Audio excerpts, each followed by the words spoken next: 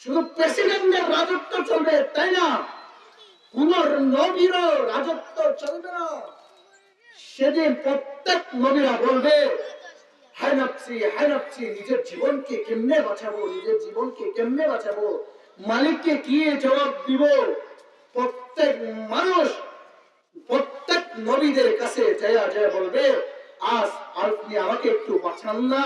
প্রত্যেক নবী জবাব দিবে রে আই বান্দারা, আজ কেউ বাঁচাতে পারবে না, একমাত্র একজন তিনি বাঁচাতে পারবেন, তিনি হলেন খলিফাতুল মুসলিমিন, যিনি হলেন আমার নবী বিশ্ব নবী মুহাম্মদুর রাসূলুল্লাহ সাল্লাল্লাহু আলাইহি ওয়াসাল্লাম। তিনি ছাড়া, তার কথা ছাড়া কার কথা মানবে না আজকে?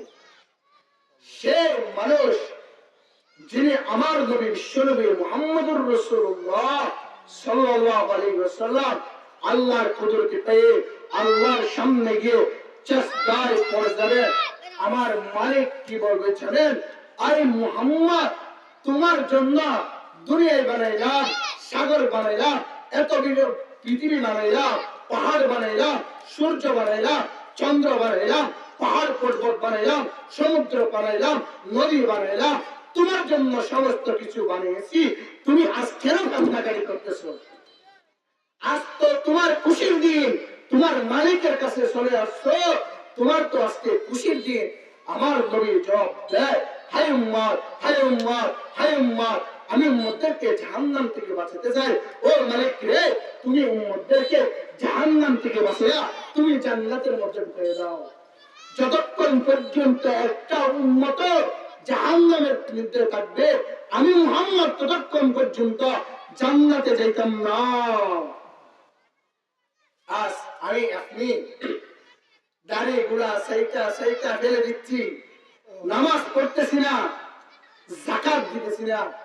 রমজান আসতেছে না, এখন রমজান, সে রমজানের মধ্যে মানুষ কিছু যাকাত দেয়। যাকাত আপনাদের এখানে কিছু বড় লোক আছে, যে বড় লোক সে যাকাত দেয়।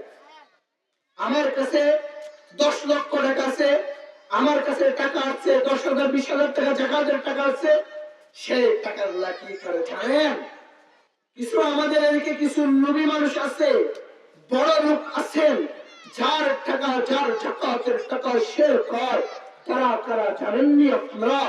যারা হয় যাকাতের টাকা আছে 10,000 টাকা, 5,000 টাকার শাড়ি এনে প্রত্যেক মানুষদেরকে দিয়ে দেয়, আর 5,000 টাকা নিজেকে পেলেন মালিকের সামনে যাওয়ার সাথে সাথে বলবে আরে বান্দারে, তোকে টাকা দিয়েছিলাম, বড় লোক করেছিলাম, নিজের টাকার যাকাতের টাকা, তুই যাকাতের টাকা কেমনে চাইলি?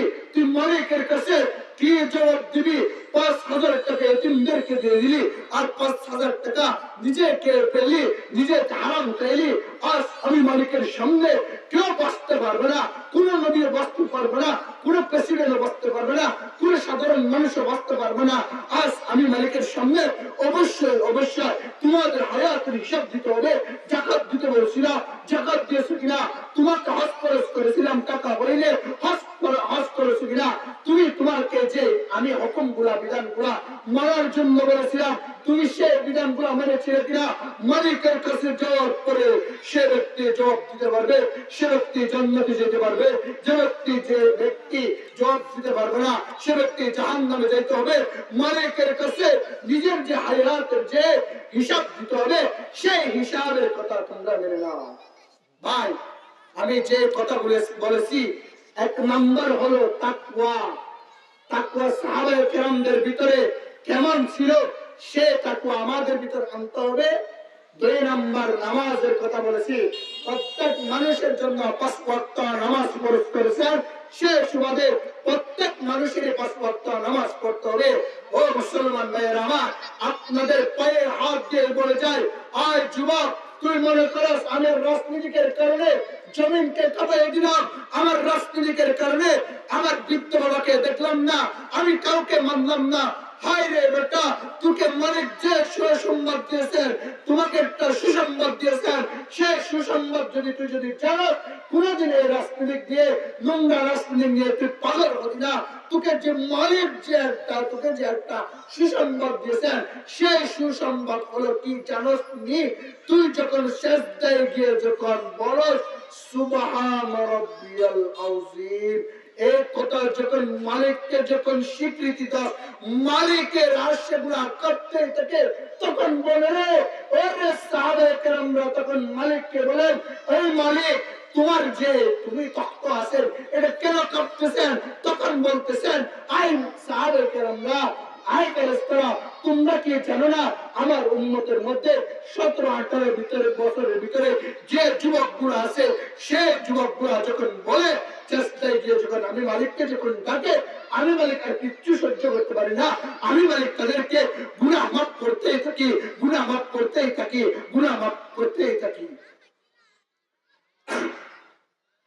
আল্লাহর রাস্তে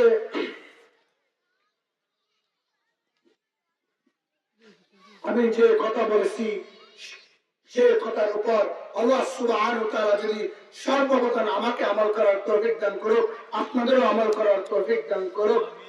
ওয়া আখিরু আলহামদুলিল্লাহি রাব্বিল আলামিন। আসসালামু আলাইকুম ওয়া রাহমাতুল্লাহি ওয়া বারাকাতুহু। আলহামদুলিল্লাহ।